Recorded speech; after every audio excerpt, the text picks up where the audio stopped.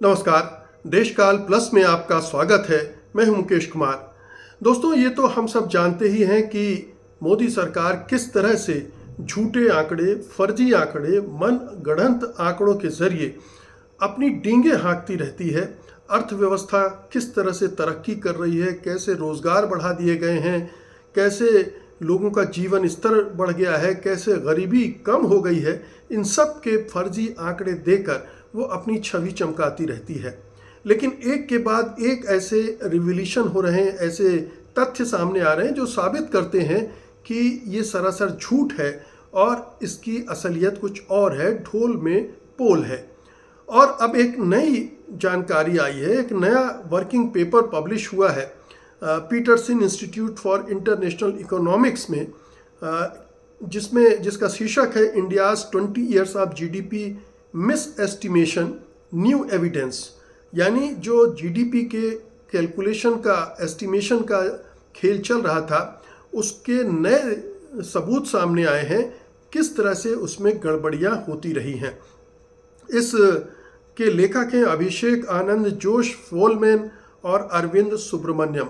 हम सब जानते हैं कि अरविंद सुब्रमण्यम भारत के पूर्व मुख्य आर्थिक सलाहकार रह चुके हैं।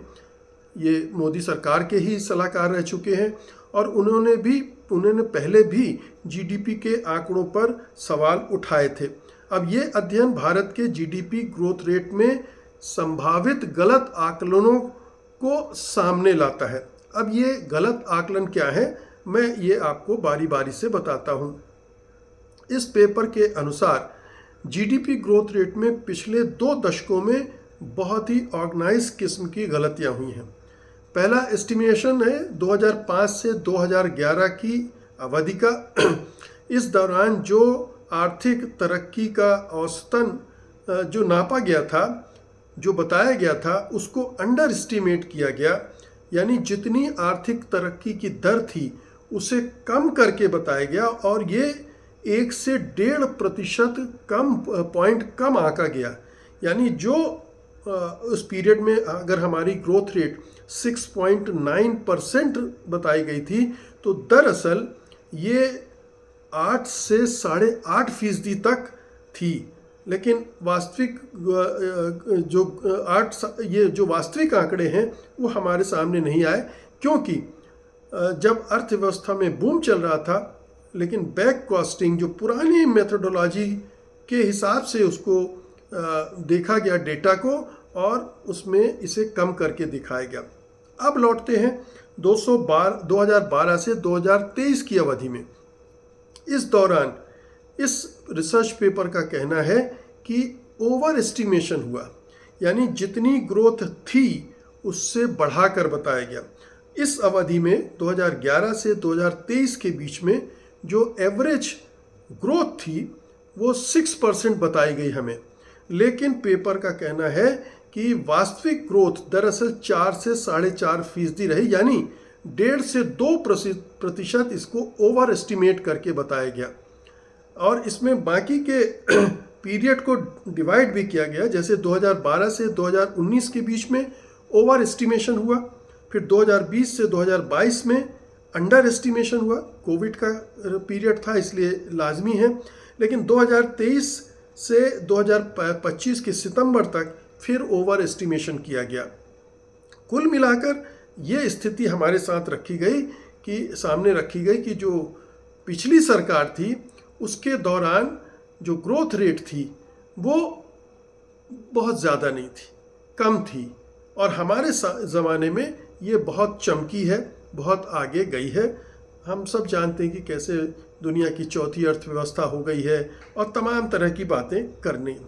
अब ये जो गलत आकलन है, इसके रीजन क्या है, ये भी इस पेपर में बताए गए हैं कि जो 2 मुख्य मेथोडोलॉजिकल प्रॉब्लम्स इस पूरे कैलकुलेशन के साथ रहे हैं 2015 के बाद से, जिसमें वो क्या रहे हैं उनका उल्लेख करता है। जैसे फॉर्मल सेक्टर को इनफॉर्मल सेक्टर का प्रॉक्सी बनाना। भारत की अर्थव्यवस्था में इनफॉर्मल सेक्टर, अनऑर्गेनाइज सेक्टर जिसको बोलते हैं, उसका हिस्सा 44% है। लेकिन जीडीपी के कैलकुलेशन में फॉर्मल सेक्टर के डाटा को ही इनफॉर्मल के लिए इस्तेमाल किया जाता है। यानी आपने फॉर्मल सेक्टर के लिए एक डाटा निकाला और उसी को अप्लाई कर दिया इनफॉर्मल सेक्टर पर भी, जबकि दोनों में ज़मीन आसमान का अंतर है। और ख़ास तौर पर 2015 के बाद उसको बहुत सारे झटके लगे हैं। पहला झटका तो डीमोनेटाइजेशन से लगा था, जिसमें हमारे जो लघु मझोले और सूक्ष्म उद्योग थे वो तबाह हो गए। इसके बाद जब जीएसटी 2017 में लागू किया गया, फिर से उन पर एक आफत आई, उसमें तबाही हुई, और फिर कोविड के दौरान उस पर और ज़्यादा असर पड़ा। तो वो सेक्टर तो तबाह हो रहा था, लेकिन आप जो फॉर्मल सेक्टर है उसकी हालत बुरी नहीं हुई थी। अब उसके आईने में आप अगर इनफॉर्मल सेक्टर को देखते हैं, असंगठित क्षेत्र को देखते हैं, तो जाहिर है कि आपके आंकड़े और चमक जाएंगे। लेकिन अगर आपने इन दोनों को अलग अलग करके देखा होता, तब आपको समझ में आता कि हमारी जो ग्रोथ रेट है वो कैसे बुरी रही, ख़ास तौर पर जो असंगठित क्षेत्र है उसकी वजह से। फिर डिफ्लेक्टर्स का गलत इस्तेमाल किया गया, जैसे रियल टर्म्स कैलकुलेट करने के लिए डिफ्लेक्टर, जैसे जिसमें इन्फ्लेशन को एडजस्टमेंट किया जाता है जीडीपी ग्रोथ रेट के साथ में, उसको गलत तरह से इस्तेमाल किया गया, और जिससे ये जो आंकड़े आए वो बढ़ा चढ़कर दिखाए गए।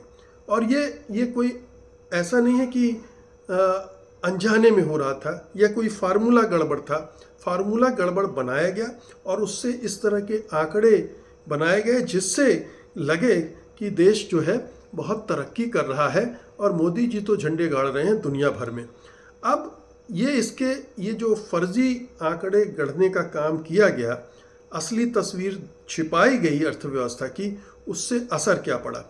उससे क्या असर पड़ा? सबसे पहले जो पॉलिसी मिसकैलिब्रेशन होता है, अगर ग्रोथ ज़्यादा दिख रही थी तो मॉनेटरी पॉलिसी जैसे ब्याज दरें और ज़्यादा सख्त कर दी गई, अर्थव्यवस्था कमज़ोर थी जबकि, और इससे निवेश और कंजम्पशन भी प्रभावित हुए।